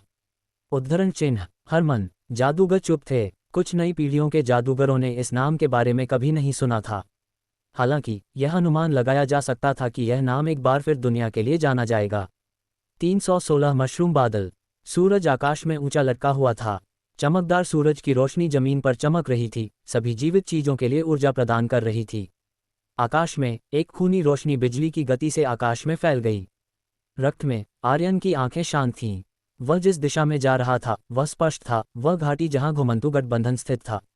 आर्यन की गति पहले की तुलना में कम से कम कुछ गुना तेज थी। कुछ घंटों बाद एक सतत पर्वत श्रृंखला उसकी दृष्टि के किनारे पर दिखाई दी और एक घाटी उसकी नज़र में आ गई। वह जगह है। आर्यन की आंखें जल उठीं। घाटी पर्वत श्रृंखला के कोने में स्थित थी और यह काफी बड़ी लगती थी। आर्यन अंदर से एक जादूगर की आभा महस बड़े ऊसा कर सकता था और यह घुमंतु गठबंधन का मुख्यालय होना चाहिए। अपने गंतव्य को देखकर आर्यन के चारों ओर खूनी रोशनी धीरे धीरे गायब हो गई और उसका शरीर एक बार फिर से उठा, केवल अपनी यात्रा जारी रखता रहा जब वह हवा में कई हजार मीटर था। यह ऊंचाई पहले से ही बहुत अधिक थी और आर्यन लगभग अपने हाथों से बादलों को छू सकता था। कुछ मिनट बाद वह घाटी के ऊपर था। उसकी आंखें चांदी की रोशनी के साथ चमक गईं क्योंकि उसने घाटी की ओर देखा। जीवन की आभाएं धीरे धीरे आर्यन की आंखों के सामने दिखाई दीं। जितनी उसने कल्पना की थी उतनी नहीं थी, केवल कुछ 100, लेकिन गुणवत्ता बेहद उच्च थी। उनमें से आधे से अधिक के पास 3 चक्र थे और यहाँ तक कि 7 आधा कदम स्वर्गीय जादूगर भी थे। 7 आधा कदम स्वर्गीय जादूगर। आर्यन थोड़ा भ्रमित था। अगर उसे सही याद था तो घुमंतु गठबंधन में केवल 7 आधा कदम स्वर्गीय जादूगर होने चाहिए। उसने अभी अभी उनमें से 3 को मार डाला था, लेकिन यहाँ 7 और थे। इसका कोई मतलब नहीं था। अचानक आर्यन ने देखा कि कुछ गलत था। उसने घाटी के बगल में एक छोटा काला बिंदु देखा। करीब से देखने पर यह वास्तव में एक छोटा हवाई जहाज था। ये थोड़ा पुराना लग रहा था। हवाई जहाज को देखकर आर्यन पर एहसास हुआ, वे केंद्रीय महाद्वीप से वांछित अपराधी होने चाहिए। आर्यन के चेहरे पर धीरे धीरे एक मुस्कान दिखाई दी। चूंकि वे पहले से ही वहां थे, वे भी नहीं छोड़ सकते थे। हवाई जहाज की उपस्थिति को देखते हुए ये लंबे समय से यहाँ नहीं होना चाहिए। वे थोड़े दुर्भाग्यशाली थे, वे उससे मिले। घाटी भी मेरे प्रयोगों के लिए उपयुक्त है। यह आसपास के वातावरण को बहुत ज़्यादा नुकसान नहीं पहुंचाएगा। आर्यन यह नहीं भूला कि उसका लक्ष्य स्वर्गीय जादूगर के नए तकनीकों का परीक्षण करना था। आर्यन की निगाह धीरे धीरे शांत हो गई और उसकी आंखों में मानसिक ऊर्जा महासागर में लहरों की तरह घूम गई। आर्यन ने एक गहरी सांस ली और उसका स्वर्गीय बल तुरंत फट गया। आर्यन से एक अजीब आभा फैल गई। उसके पीछे उसके शरीर से एक विशाल शरीर बाहर आया। ये स्वर्गीय जादूगर का विशेष तरीका था, स्वर्गीय शरीर। आर्यन के पीछे एक विशाल भ्रामक शरीर उभरा, जो एक गुब्बारे की तरह तेजी से फैल रहा था। पलक झपकते ही ये लगभग 100 मीटर की ऊंचाई तक फैल गया था, जो उसके पीछे शांति से खड़ा था। स्वर्गीय की उपस्थिति आर्यन की मूल उपस्थिति के समान थी। हालांकि आंखों के अलावा, जो बेहद उज्ज्वल थे, अन्य हिस्से विशेष स्वर्गीय शक्ति और तत्वों से बने थे। जो और भी दिलचस्प था वह यह था कि इस स्वर्गीय शरीर के पीछे एक छाया ड्रैगन टैटू था। ड्रैगन का विशाल सिर क्रूर और भयानक था और पंख कंधे तक फैल गए थे। ये थोड़ा ज्यादा सामाजिक है। आर्यन ने अपनी आंखें सिकुड़ी, स्वर्गीय शरीर की प्रशंसा करते हुए। विशाल स्वर्गीय शरीर ने एक शक्तिशाली आभा का उत्सर्जन किया। यह एक स्वर्गीय की पूरी शक्ति को उजागर कर सकता था, और जैसे ही ये दिखाई दिया, आसपास की हवा चमकने लगी और बादल दूर धकेल दिए गए। इस समय अगर एक आधा कदम स्वर्गीय उसके सामने खड़ा होता तो उसे लड़ने का साहस नहीं हो सकता था। आर्यन ने अपना हाथ बढ़ाया और उसके पीछे विशाल स्वर्गीय ने भी अपना विशाल हाथ बढ़ाया। अगले सेकंड एक आग का गोला धीरे धीरे स्वर्गीय शरीर की उंगली की नोक पर बना। पहले यह आकार में केवल 1 मीटर था और लौ कमजोर थी, लेकिन कुछ सेकंड के बाद आग का गोला तेजी से फैल गया। पलक झपकते ही यह आकार में कई मीटर था, जो एक झुलसा देने वाली गर्मी का उत्सर्जन कर रहा था। हालांकि ये पर्याप्त नहीं था। आर्यन ने और अधिक इनपुट करना जारी रखा। धीरे धीरे लगभग 100 मीटर के दायरे में एक आग का गोला दिखाई दिया। अंदर एक झुलसा देने वाला सुनहरा लाल रंग था और बाहर नारंगी लपटों में लपेटा गया था, जो एक भयानक तापमान का उत्सर्जन कर रहा था। आर्यन महसूस कर सकता था कि उसके चारों ओर की हवा भी दर्जनों डिग्री तक बढ़ गई थी। इसका दायरा लगभग 100 मीटर था। यह एक छोटा आग का गोला था जिसे आर्यन ने संघनित करने के लिए अपनी पूरी ताकत का इस्तेमाल किया था, और इसका स्रोत पहले चक्र का आग का गोला जादू था। आर्यन ने झुलसा देने वाली गर्मी महसूस की। अगले सेकंड आग का गोला गिर गया। यह एक विशाल सूरज की तरह था जिसने बादलों के माध्यम से छेद किया, जो एक बेहद तेज गति से घाटी की ओर उड़ रहा था। आर्यन ने इस दृश्य को शांति से देखा, चुपचाप उस ऊर्जा को ठीक कर रहा था जिसे उसने अभी अभी इस्तेमाल किया था। इस समय घाटी में एक बैठक कक्ष में एक छोटा भोज आयोजित किया जा रहा था। बीच में एक लंबी मेज थी जिसमें सभी प्रकार के भोजन थे। भुना हुआ चूसने वाला सुअर, रोटी, भुना हुआ बतख, शराब। यहाँ तक कि मेजपोश भी एक कीमती सामग्री थी जिसे एक जादूगर का चोगा बनाया जा सकता था, और चमकदार कीमिया दीपक ने सब कुछ प्रकाशित किया। वे 7 लोग मेज के चारों ओर बैठे थे और कुछ चर्चा कर रहे थे। हिलादी, बहुत समय हो गया है। मुझे वास्तव में खुशी है कि तुम यहाँ आ सकते हो। गुइडो मुस्कुराया क्योंकि उसने जादूगर को देखा। गुइडो, तुम्हें फिर से देखकर अच्छा लगा। जादूगर का एक लंबा चेहरा और लाल आंखें थीं। वह आक्रामक लग रहा था और गुइडो पर मुस्कुराया। हाँ, गुइडो ने सिर हिलाया और उसे देखा। मेज के दोनों तरफ उसके 2 अधीनस्थ थे और हिलादी के 3 अधीनस्थ, सभी आधा कदम स्वर्गीय थे। आधा कदम स्वर्गीयों को देखकर गुइडो की मुस्कान और चौड़ी हो गई। जब तक ये लोग उनसे जुड़ते, पश्चिमी तट उनकी पहुंच के भीतर होगा। गुइडो, तुम्हारे अन्य लोग कहाँ हैं?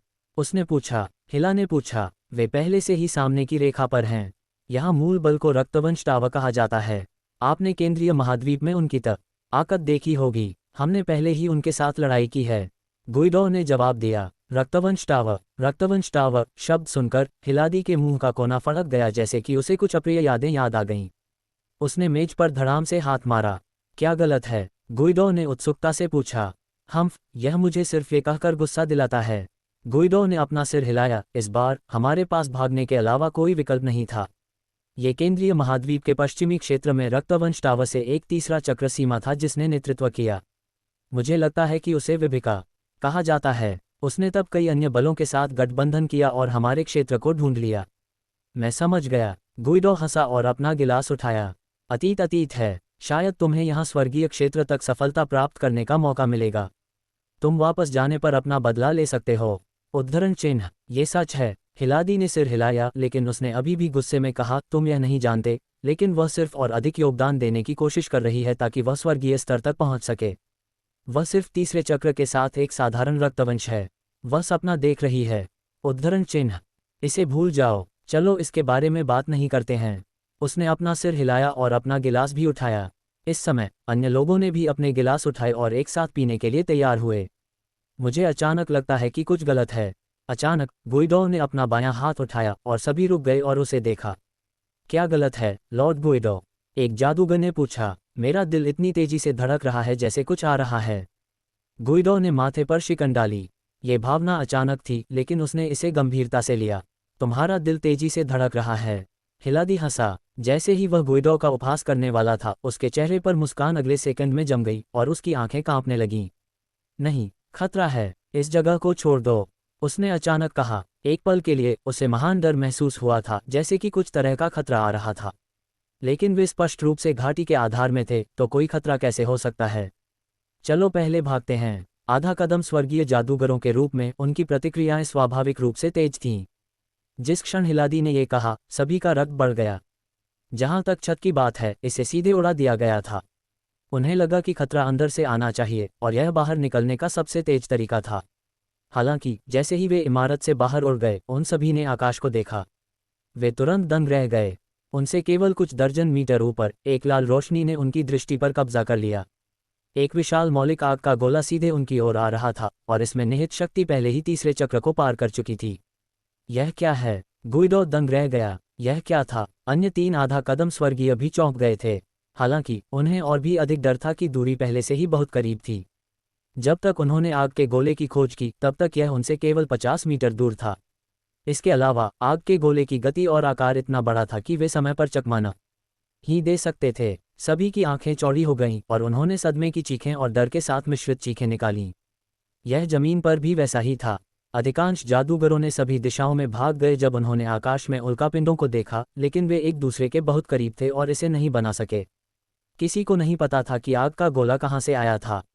वास्तव में आग के गोले को देखने वाले पहले व्यक्ति के बाद से केवल 3 सेकंड थे। यही कारण था कि उनके पास चकमा देने का कोई समय नहीं था। आधा कदम स्वर्गीयों के पास दौड़ने का भी समय नहीं था। दूसरों को तो छोड़ ही दें, हम खत्म हो गए हैं। अपने सामने विशाल आग के गोले को देखते हुए हर कोई निराशा में गिर गया। अगले सेकंड लपटें घाटी पर गिर गईं और हर कोई तुरंत लपटों में ढक गया। जैसे ही आग का गोला उतरा, उसकी सारी शक्ति तुरंत फट गई।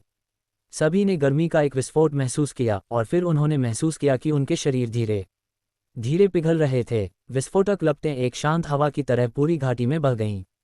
फिर एक विस्फोट हुआ। घाटी में एक पृथ्वी हिला देने वाला विस्फोट हुआ। हिंसक विस्फोट ने एक भयानक गर्मी और कठोरता का उत्पादन किया। सफ़ेद हवा की एक परत बाहर की ओर फैलती रही। ये हवा के दबाव के कारण हुआ था। इस विस्फोट में चाहे वह घर, इमारतें या कुछ और हो, घाटी में सब कुछ तुरंत शून्य में गिर गया। लपटें फट गईं और घाटी से एक छोटा मशरूम बादल उठा। ये सुंदर और शानदार था। एक एक करके आधा कदम स्वर्गीय और कम चक्र जादूगर विस्फोट में मर गए। शानदार। जमीन से उठने वाले मशरूम बादल को देखते हुए आर्यन ने अपने होठों को दबाया। ये पुष्टि करने के बाद कि लोग मर गए थे, आर्यन मुड़ गया और चला गया। परीक्षण पूरा हो गया था और शक्ति अच्छी थी। 317 लाभ। घाटी घुमंतु गठबंधन का मुख्य क्षेत्र थी, लेकिन सभी जादूगर वहां नहीं रहते थे।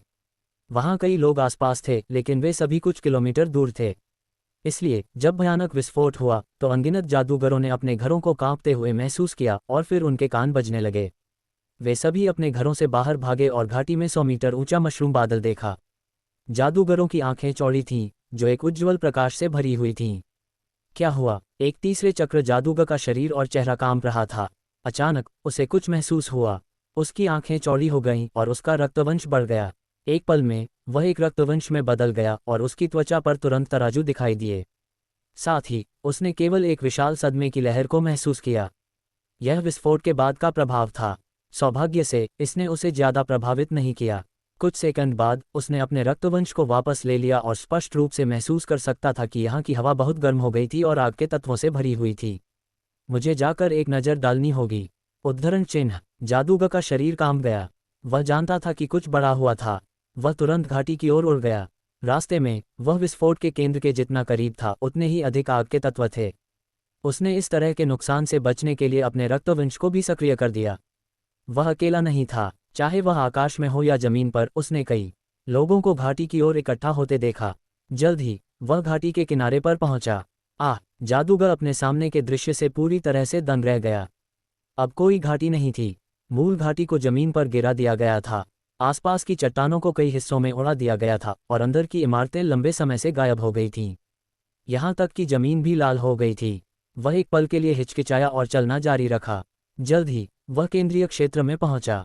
इस समय केंद्रीय क्षेत्र में जमीन लगभग एक पारभासी गहरे लाल रंग में बदल गई थी। लपटों ने सीधे जमीन और रेत को क्रिस्टलीकृत कर दिया था। उनमें से उसने एक काला कंगन देखा, लेकिन ये लगभग आधा पिघल गया और क्षतिग्रस्त हो गया था। उसकी आंखें चौड़ी हो गईं। अगर उसे सही याद था तो ये लॉर्ड गुइडो का एक सहायक था। उसने इसे पहले देखा था। अगर सहायक उपकरण पहले से ही ऐसा थे तो लॉर्ड ... उसका गला हिल गया और उसने चारों ओर देखना जारी रखा। उसने कुछ और अवशेष पाए, जिनमें से कुछ का अनुमान था कि वे आधा कदम स्वर्गीय जादूगर थे जो अभी अभी आए थे। वे सभी मर गए थे। उसने केवल एक हल्के सिरदर्द को महसूस किया। क्या हुआ था? उसने अपना सिर पकड़ा और एक दर्दनाक रोना निकाला। अगर मास्टर मर गए तो घुमंतू गठबंधन भी भंग हो जाएगा। फिर उन्हें क्या करना चाहिए? इस समय कई लोग दूर से अंदर आए। जब उन्होंने ये दृश्य देखा तो वे सभी चौंक गए। अगले दिन घुमंतू गठबंधन के उच्च स्तरीय बलों के विनाश की खबर ने पूरे पश्चिमी तट को पूरी तरह से उड़ा दिया था। चाहे वह रक्तवंश टावर, उसके अधीनस्थ बल या अन्य बल हों, वे सभी इस अचानक स्थिति से भ्रमित थे। वे स्पष्ट रूप से एक दिन पहले लड़ रहे थे, लेकिन वे सभी अगले दिन मर गए थे। यह एक झटका था। इसके अलावा इतने सारे शक्तिशाली लोग थे। वे सभी कैसे मर गए? इस बार हरमन का नाम फिर से फैल गया। यह उस दिन सामने की रेखा पर लोगों द्वारा फैलाया गया था। उन्होंने ये खबर फैलाई कि हरमन ने युद्ध के मैदान पर हजारों जादूगरों और 3 आधा कदम स्वर्गीय जादूगरों को मार डाला था। फिर किसी ने उन्हें बताया कि उन्होंने घुमंतू गठबंधन के आधार के रास्ते में आकाश में एक लाल शूटिंग स्टार देखा था। जैसे ही उन्होंने एक दूसरे से संपर्क किया, उन्हें पता चला कि यह हरमन नाम के एक जादूगर का काम था। फिर हरमन के बारे में जानकारी मिली। जादूगरों की नई पीढ़ी को आखिरकार पता चला कि रक्तवंश परिवार में ऐसा एक शक्तिशाली व्यक्ति था। बुरे इरादे वाले कई लोग भी छिप गए। वे थोड़े डर गए थे। आर्यन के लिए वह पहले ही चुपचाप रक्तवंश टावर लौट आया था। इस बार उसे स्वर्गीय की अच्छी समझ हो गई थी। केवल एक दया थी कि उसने इस बार अपने रक्तवंश अवतार का परीक्षण नहीं किया। वह इसे अगली बार ही कर सकता था। वह एक स्वर्गीय और एक तीसरे चक्र जादूगर के बीच के अंतर को भी समझ गया था। वे दो पूरी तरह से अलग आयामों पर थे और कोई तुलना नहीं थी। इस स्तर पर यहाँ तक कब छोटी ही जादूगर दुनिया में भी उसे निश्चित रूप से कमजोर नहीं माना जाता था। बेशक आर्यन ने महसूस किया कि वह अभी भी बहुत सारी चीज़ों में कमी था। चाहे वह ज्ञान के संदर्भ में हो या कुछ और, वह पर्याप्त नहीं था। इस संबंध में आर्यन ने यह भी समझा कि वह इसे कम समय में हल करने में सक्षम नहीं होगा। वह केवल भविष्य के लिए इंतजार कर सकता था, क्योंकि वह अभी के लिए केंद्रीय महाद्वीप नहीं जा रहा था। धीरे धीरे आर्यन फिर से प्रयोगशाला में चला गया। उसने अपना शोध और अध्ययन शुरू कर दिया। 3 दिन पलक झपकते ही बीत गए। आयशा आर्यन से मिलने आई। आपके हस्तक्षेप के कारण शिक्षक, घुमंतू गठबंधन अब हमारा मुकाबला नहीं है। थोड़ी देर में हमें अपने पूर्व क्षेत्र को वापस लेने में सक्षम होना चाहिए। आयशा ने बताया। समझ गया, आर्यन ने कहा। ओह, वैसे ग्रैंडमास्टर, हमें घुमंतू गठबंधन के एक परित्यक्त आधार में कुछ मिला है। आप इसमें रुचि ले सकते हैं। आयशा ने कहा। वह क्या है? आर्यन ने उत्सुकता से पूछा। हे, समय आने पर ग्रैंडमास्टर को पता चलेगा। यह अभी भी परिवहन की प्रक्रिया में है। आयशा ने मुस्कान के साथ जवाब दिया। ठीक है, आर्यन मुस्कुराया। 3 दिन बाद एक बॉक्स उसके जादूगर टावर में भेजा गया था। यह एक काला आयताकार बॉक्स था, लंबा और संकीर्ण, जिसकी सतह पर जटिल पैटर्न और लाइनें उकेरी गई थीं। अगर आर्यन गलत नहीं था तो यह एक जादू का गठन होना चाहिए। ये जादूगर युग का एक बॉक्स होना चाहिए। इसने उसकी रुचि को जगाया और उसने धीरे से बॉक्स खोला। बॉक्स के अंदर एक जादूगर की छड़ी थी। छड़ी का शरीर लगभग 1.5 मीटर लंबा था। यह मित्रिल से बना था और इसमें एक सर्पिल आकार था। छड़ी के सिर पर एक बैंगनी क्रिस्टल था जिसमें तरल बहता हुआ लग रहा था। एक जादूगर की छड़ी। आर्यन ने अपनी आंखें सिकुड़ीं। हालांकि यह छड़ी केवल एक तीसरे चक्र की छड़ी थी, ये सबसे अच्छे में से सबसे अच्छी थी। उसने कभी भी इससे बेहतर कुछ नहीं देखा था। उसे आखिरी बार एक जादूगर की छड़ी का उपयोग किए हुए लंबा समय हो गया था, मुख्य रूप से क्योंकि उसके पास एक उपयोग नहीं था। हालांकि उसे अपने सामने वाला पसंद आया। आर्यन ने छड़ी को बाहर निकाला और इसे अपने हाथ में पकड़ लिया। उसकी इच्छा की शक्ति ने जल्दी से छड़ी पर एक निशान अंकित किया और उसने जल्दी से इसके बारे में जानकारी सीखी। मोल्लू की छड़ी, उद्धरण चिन्ह। आर्यन ने अपनी छड़ी को अपने सिर के ऊपर रखा, बहुत सहज महसूस कर रहा था। हालांकि वह पहले से ही एक स्वर्गीय था, छड़ी अभी भी उसे बहुत समर्थन प्रदान कर सकती थी। यह उसकी शक्ति को लगभग 1/20 तक बढ़ा सकता था। यह एक तीसरे चक्र छड़ी के लिए पहले से ही बहुत प्रभावशाली था। ये सिर्फ इतना है कि सिर पर क्रिस्टल थोड़ा कमी है, अन्यथा इसमें चौथे चक्र छड़ी बनने का मौका हो सकता था। एमेथिस्ट सुंदर था, लेकिन यह एक दया थी कि आइटम की गुणवत्ता इतनी खराब थी जिसने इसके मानक को कम कर दिया। अगर उसे एक बेहतर छड़ी सिर और इसे पिघलाने का अवसर मिला तो यह वास्तव में एक 4 चक्र छड़ी बन सकता है। बेशक वर्तमान वाला भी बुरा नहीं था। आर्यन को ये पसंद आया। चलो इसे आर्यन का राजादंड कहते हैं। आर्यन ने बहुत स्वाभाविक रूप से छड़ी का नाम बदल दिया। 3 महीने पलक झपकते ही बीत गए। घुमंतु गठबंधन के उच्च अधिकारियों की मौत के साथ रक्तवंश टावर ने जल्दी से घुमंतु गठबंधन द्वारा कब्जा किए गए अधिकांश क्षेत्र को वापस ले लिया और घुमंतु गठबंधन का क्षेत्र तेजी से सिकुड़ गया। अंत में जैसे ही अंतिम संसाधन बिंदु वापस ले लिया गया, रक्तवंश टावर ने आखिरकार अपने पूर्व क्षेत्र को वापस पा लिया। जहां तक घुमंतुओं की बात है, कुछ केंद्रीय महाद्वीप लौटने की तैयारी कर रहे थे, जबकि अन्य चुपके से भाग गए थे। ये बल पश्चिमी तट से पूरी तरह से गायब हो गया था। हालांकि अभी भी केंद्रीय महाद्वीप से जादूगर थे, उनमें से अधिकांश ने रक्तवंश टावर में शामिल होने का विकल्प चुना। बेशक उन्हें चुनिंदा रूप से शामिल होने की अनुमति थी, लेकिन इसने भी रक्तवंश टावर की शक्ति को थोड़ा थोड़ा बढ़ा दिया। सब कुछ सही दिशा में जा रहा था। एक और दिलचस्प बात यह थी कि आयशा ने आर्यन की कई मूर्तियों को रक्तवंश टावर के क्षेत्रों में रखने का आदेश दिया था। इसने आर्यन की प्रसिद्धि को काफ़ी हद तक फैला दिया था। जब आर्यन ने यह सुना तो वह उसे रोकना चाहता था, लेकिन इसके बारे में सोचने के बाद ऐसा नहीं लगा कि कुछ बड़ी ही गलत था, इसलिए उसने इसे अनदेखा कर दिया। आखिरकार पश्चिमी तट पर आर्यन के लिए एकमात्र खतरा समय की रेतघड़ी से स्वर्गीय था। 318 कोलिना की निराशा। रोया पर्वत। यह एक विशाल पर्वत श्रृंखला थी जो सैकड़ों हजारों मील तक फैली हुई थी। चोटियां पर्वत श्रृंखला के बीच में इकट्ठी हुईं और पर्वत श्रृंखला का अंत नहीं देखा जा सकता था। वहां कई जादुई जानवर और अन्य बुद्धिमान जातियां थीं जो जादुई युग से पीछे छूट गई थीं। ये खतरनाक था। ये केंद्रीय महाद्वीप और पश्चिमी तट को अलग करने वाली सीमा भी थी। यदि किसी को केंद्रीय महाद्वीप तक पहुंचना था तो उन्हें इस जगह से गुजरना होगा। जब तक वे एक हवाई जहाज या अन्य वस्तुओं को नहीं लेते थे, साधारण जादूगर इसे पार नहीं कर पाएंगे। इस समय पर्वत श्रृंखला के किनारे पर एक आकृति कांप गई क्योंकि वह बाहर चला गया। उसके बाल खरपतवार की तरह गंदे थे और उसने एक सुनहरा जादूगर का चोगा पहना हुआ था। चोगा में कई बड़े छेद थे जो केवल उसके निजी हिस्सों को ढक सकते थे। उसका शरीर कांप गया क्योंकि वह पर्वत श्रृंखला से बाहर चला गया। उसका चेहरा छिपी हुई खुशी से भरा हुआ था। जो और भी चौंकाने वाला था वह यह था कि वह अपने तीसरे चक्र के शिखर पर एक जादूगर था। मैं आखिरकार बाहर हूँ। कोलिना ने अपने बालों को एक तरफ धकेल दिया जिसे वर्षों से धोया नहीं गया था और आकाश को देखा। 10 साल, पूरे 10 साल। 10 साल पहले उसने पश्चिमी तट तक एक हवाई जहाज लिया था। हरमन के साथ संवाद करने और अभिशाप को हटाने के लिए जादुई औषधि प्राप्त करने के बाद वह तुरंत लौट आया।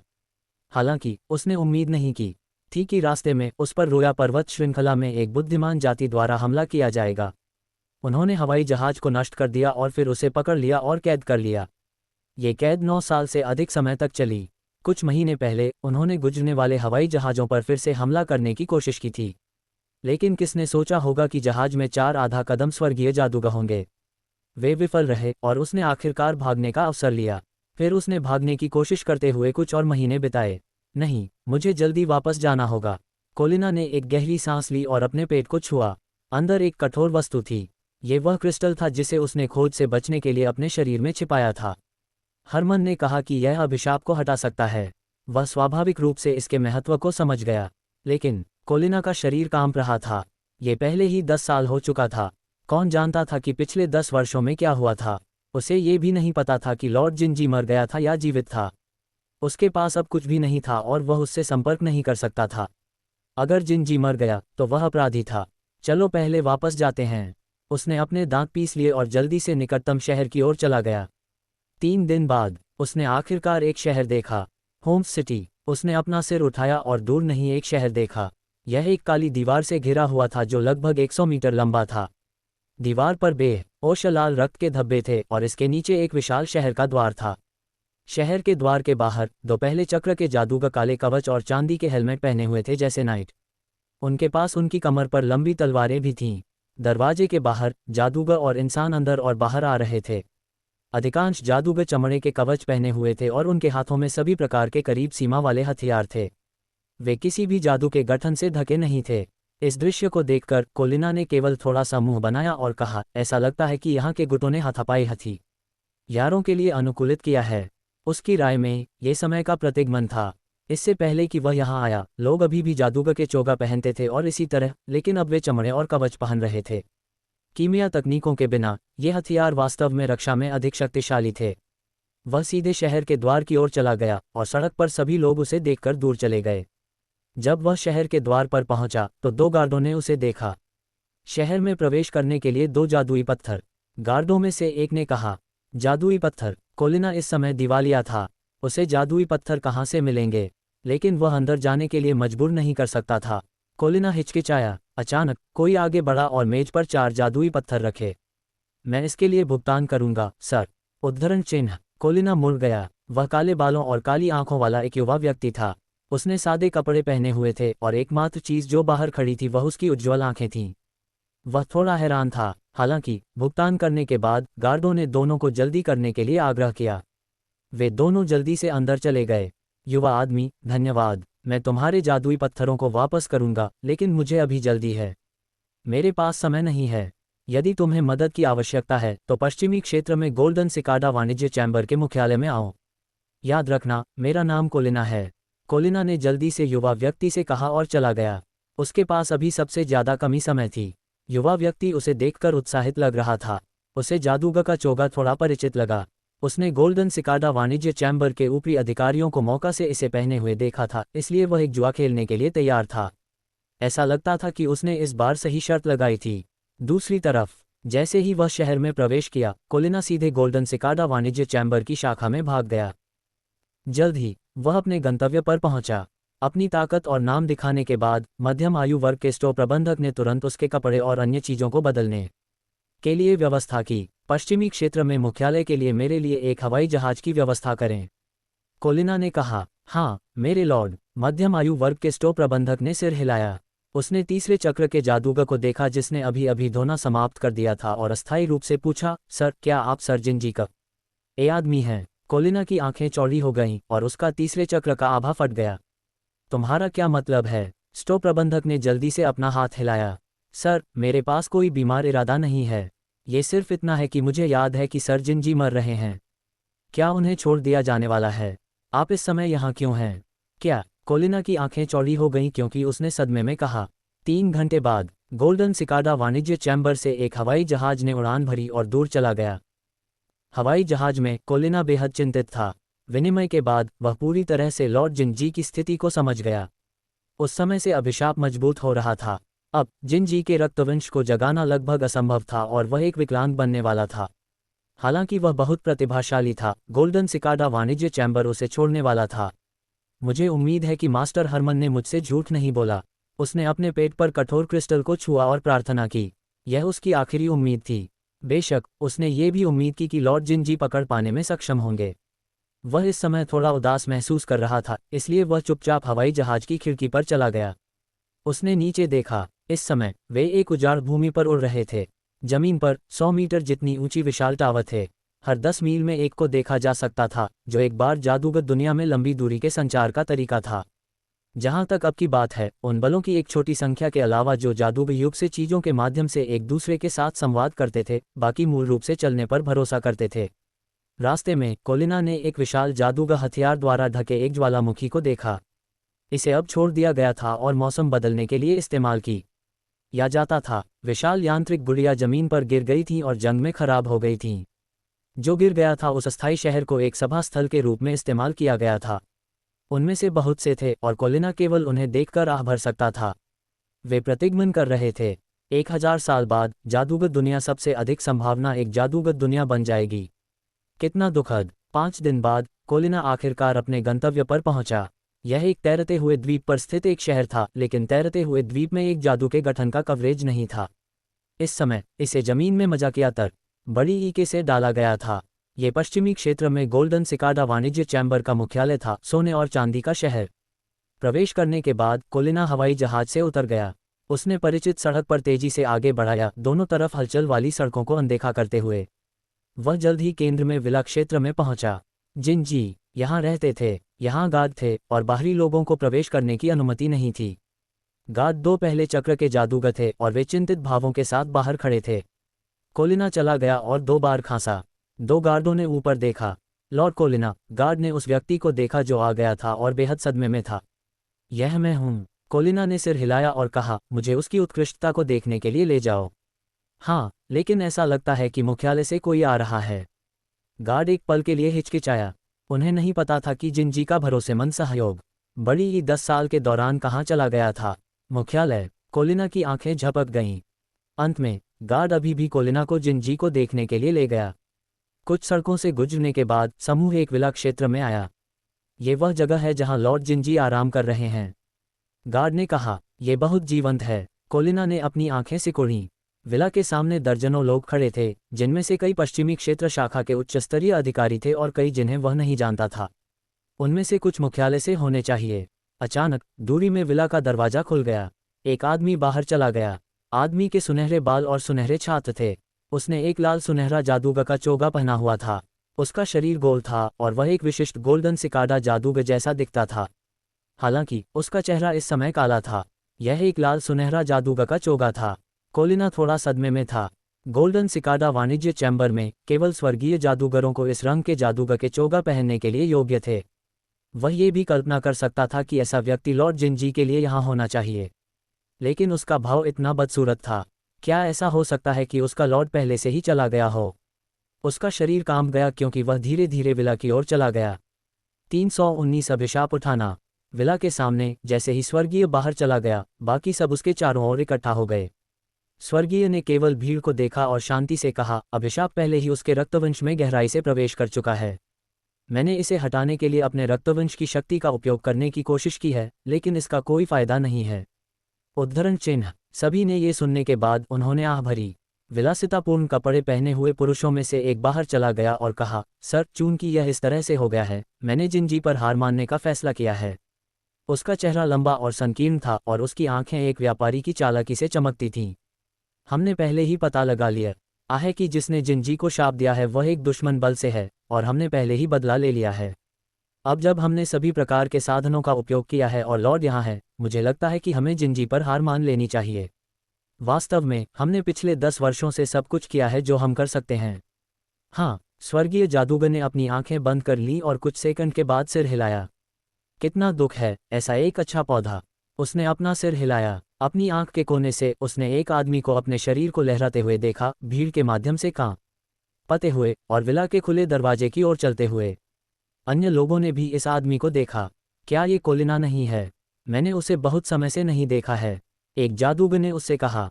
तीसरे चक्र की सीमा। स्वर्गीय ने भी उस पर एक नज़र डाली। हालांकि वह जवान नहीं था, फिर भी उसके पास सच्चे स्पिरिट क्षेत्र में प्रवेश करने का मौका था। जिनजी के पास वास्तव में ऐसा एक अधीनस्थ था, लेकिन दूसरों ने जो कहा उससे वह 10 साल से अधिक समय से गायब था। कोलिना। विलासितापूर्ण कपड़ों में जादूगर ने भी उस पर एक नज़र डाली।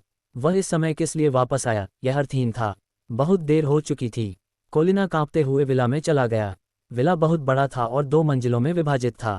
सजावट भव्य थी। पहली मंजिल और दूसरी मंजिल पर कुछ भी नहीं था। ये खाली और शांत था। कोलिना का गला थोड़ा हिल गया। उसका शरीर लगभग कठोर था क्योंकि वह अंदर चला गया। वह सीढ़ियों पर गया और दूसरी मंजिल पर बेडरूम में आया। ये जिनजी का बेडरूम था। मेरे लॉर्ड, कृपया मरना मत। उसके पास दरवाजा खोलने का भी साहस नहीं था, लेकिन अचानक अंदर से खांसने की आवाज़ आई। आवाज़ कमज़ोर और शक्तिहीन थी, लेकिन उसकी आंखें जल उठीं। उसका लॉर्ड अभी भी जीवित था। उसने तुरंत दरवाजा खोला और खून की गंध से भरी एक बदबूदार गंध बाहर आ गई। कोलिना ने सूंघा और अंदर देखा। अंदर के बड़े बिस्तर पर जिनजी कमजोर रूप से अपनी आंखें बंद करके लेटा हुआ था और उसकी त्वचा उजागर थी। उसका पूरा शरीर सूखा हुआ लग रहा था और उसकी त्वचा लगभग उसकी हड्डियों से चिपकी हुई थी। इसके अलावा काले निशान पूरे थे और वे अभी भी रेंग रहे थे। लॉर्ड जिनजी। कोलिना कल्पना नहीं कर सकता था कि उसके लॉर्ड को इस तरह बनने के लिए अभिशाप से वर्षों से कितना यातना दी गई थी। वह धीरे धीरे आगे चला गया। उसकी बूट्स जमीन पर कदम रखते हुए एक नर्म आवाज कर रही थीं। सौभाग्य से जिनजी ने एक आवाज़ सुनी और अपनी आंखें खोलीं। हालांकि कोई देख सकता था कि उसकी आंखें गंदी और शक्तिहीन थीं, जैसे कि उसके गोधूली वर्षों में एक बूढ़ा आदमी।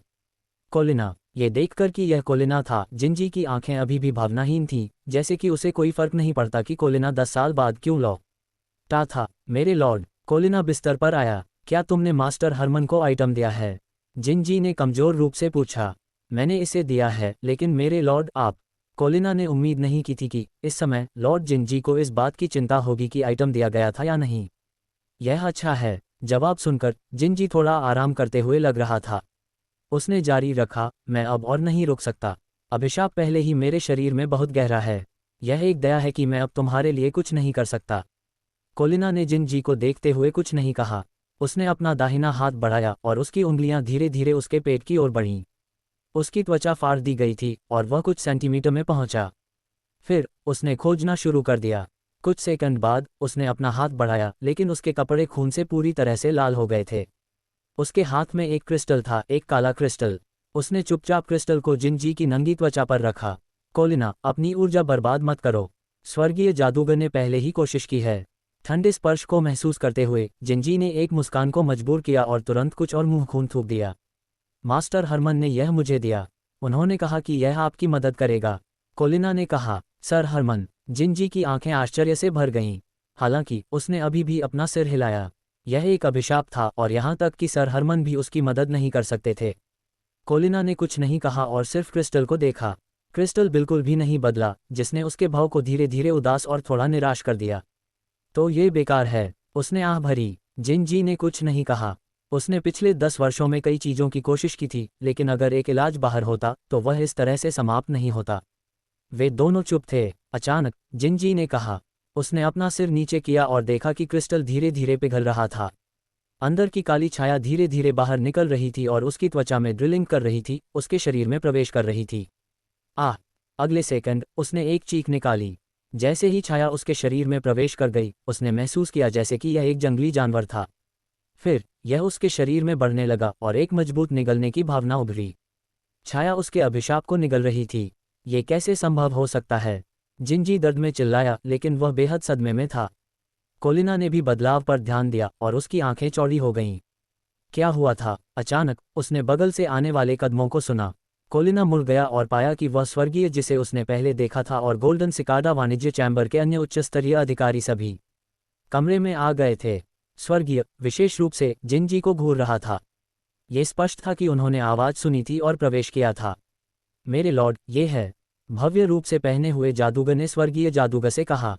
मुझे नहीं पता, लेकिन मैं महसूस कर सकता हूं कि जिनजी के शरीर में अभिशाप तेजी से गायब हो रहा है। स्वर्गीय भी सदमे में था। क्या चल रहा था? अभिशाप क्यों गायब होना शुरू हो गया था? उसके शब्दों को सुनकर बाकी लोग भी सदमे में थे। लोगों के समूह ने जिनजी को घूर दिया, जो चिल्ला रहा था। इस समय काली छाया की एक परत धीरे धीरे जिनजी की त्वचा को ढक गई। इसके भीतर कोई अभिशाप के निशान को बेहोश रूप से देख सकता था। ये बहुत भयानक था। छाया ने अभिशाप को अवशोषित कर लिया। जैसे जैसे समय बीतता गया, जिनजी की आवाज़ तेज और तेज हो गई, लेकिन हर कोई महसूस कर सकता था कि जिनजी का घायल शरीर धीरे धीरे ठीक हो रहा था। अभिशाप वास्तव में थोड़ा थोड़ा करके गायब हो रहा था। बहुत जल्दी 10 मिनट बीत गए थे। इस समय जिनजी पहले ही कोमा में गिर गया था, लेकिन उसका शरीर एक स्वस्थ लाल रंग का था, जैसे कि वह पूरी तरह से ठीक हो गया था। इस समय उसकी त्वचा से छोटी छायाएं निकलीं और एक साथ इकट्ठा हुईं। यहाँ तक कि अगर हर किसी ने इसे केवल देखा तो वे महसूस कर सकते थे कि इस छाया में कुछ बुरा था। यह क्या है? स्वर्गीय जादूगर इसे छूना चाहता था, लेकिन उसने केवल हवा में एक हल्का उतार चढ़ाव देखा और एक आयामी दरार दिखाई दी।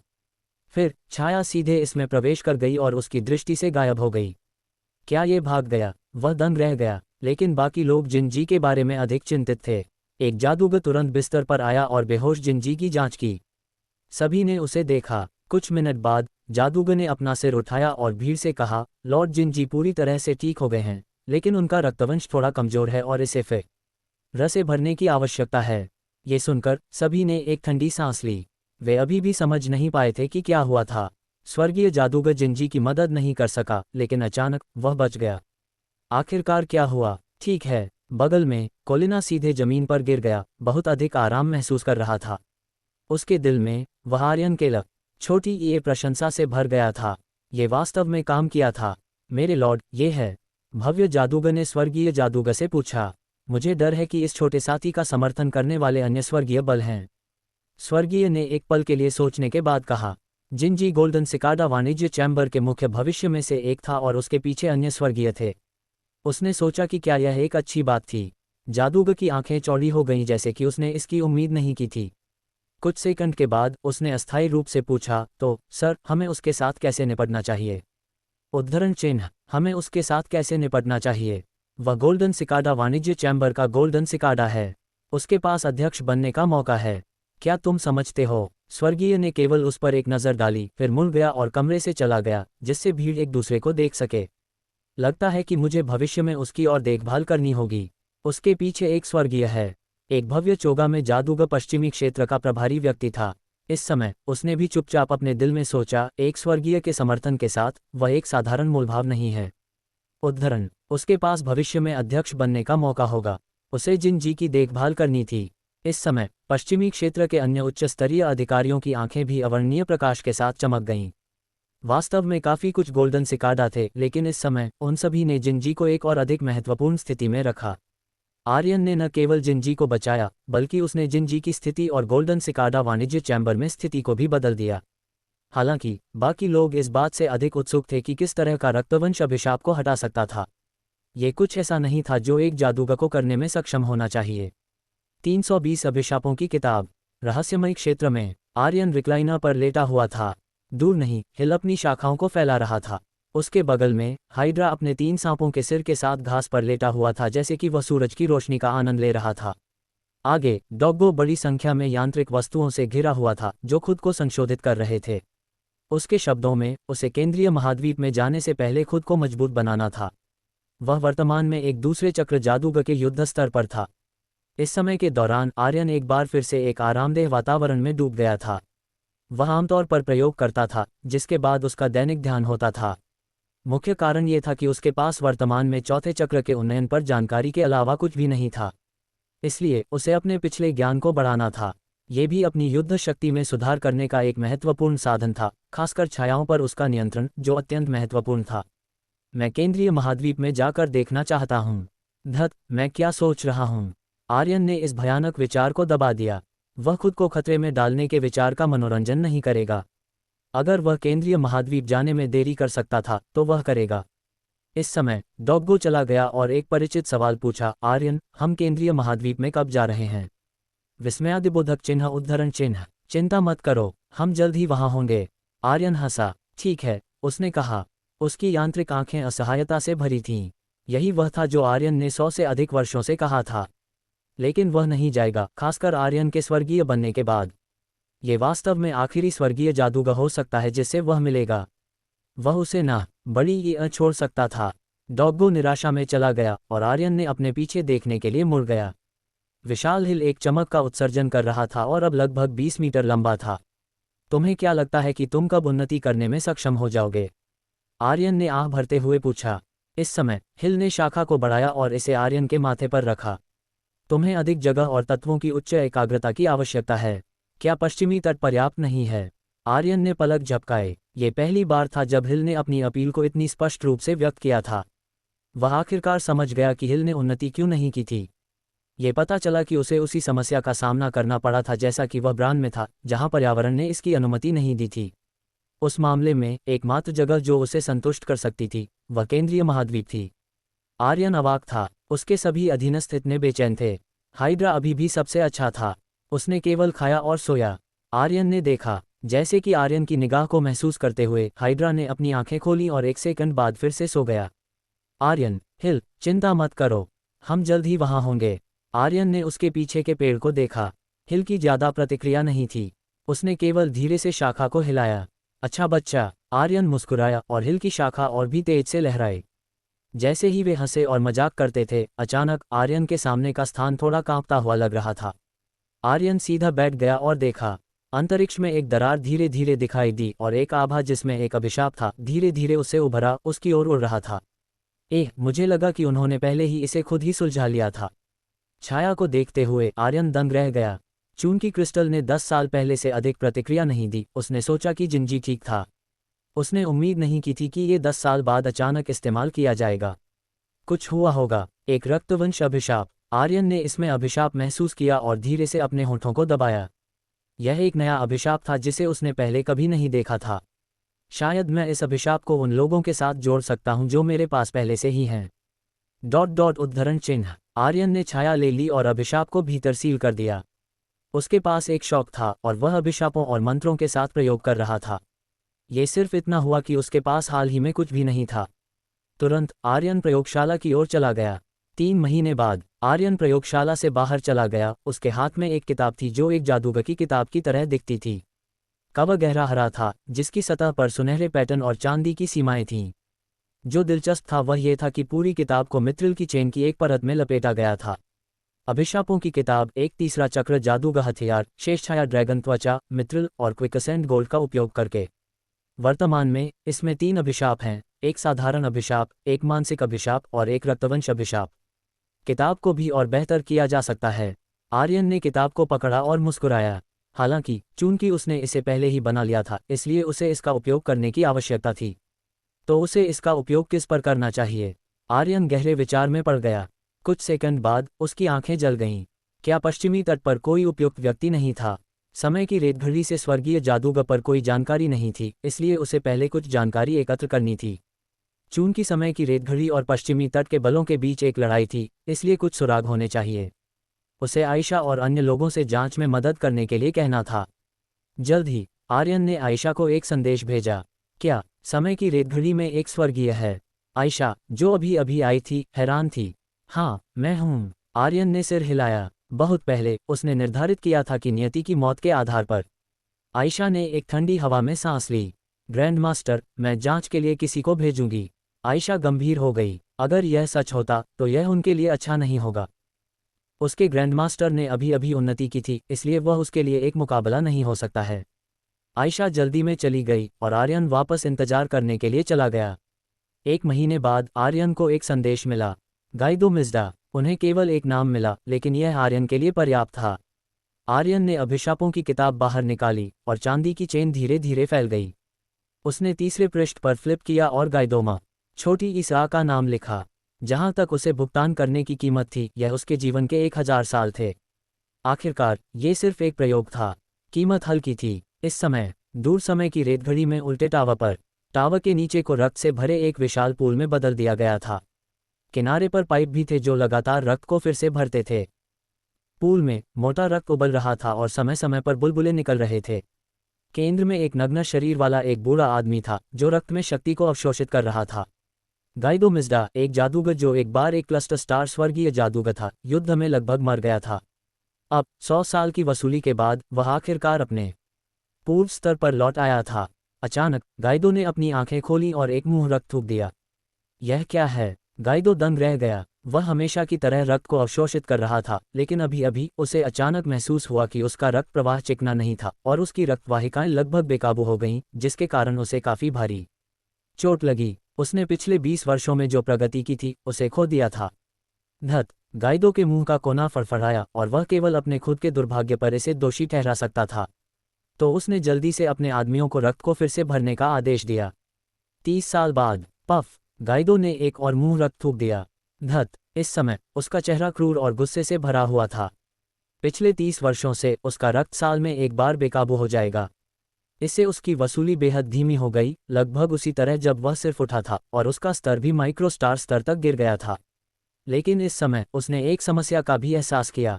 यह अब एक संयोग नहीं हो सकता है, लेकिन कोई उसे नुकसान पहुंचाना चाहता था। ये कौन है? गाइदो ने अपने दांत पीस लिए। जब से वह उठा था तब से वह एक निम्न प्रोफाइल रख रहा था, तो कोई कैसे पता लगा सकता था? क्या ये केंद्रीय महाद्वीप से उन लोगों को हो सकता है? लेकिन क्या वे सभी मर नहीं गए होंगे? इसके अलावा वे 1000 साल बाद अचानक उस पर कैसे हमला कर सकते हैं? अगर केंद्रीय महाद्वीप पर यह असंभव था तो ये पश्चिमी तट पर होना चाहिए। हालांकि रक्तवंश टावर पश्चिमी तट पर एकमात्र बल था। हालांकि वह बाहर नहीं गया था, उसने रक्तवंश टावर के बारे में सुना था और जानता था कि उनके पास एक स्वर्गीय जादूगर था जिसने अभी अभी उन्नति की थी। उसने मूल रूप से थोड़ा ठीक होने के बाद उसे मारने की योजना बनाई थी, लेकिन अब ऐसा लग रहा था कि स्थिति उलट गई थी। धत। एक स्वर्गीय का रक्त मुझे थोड़ा ठीक होने के लिए पर्याप्त होना चाहिए। गाइडो ने अपने दांत पीस लिए और उसका चेहरा पीला था। वह वास्तव में गुस्सा था।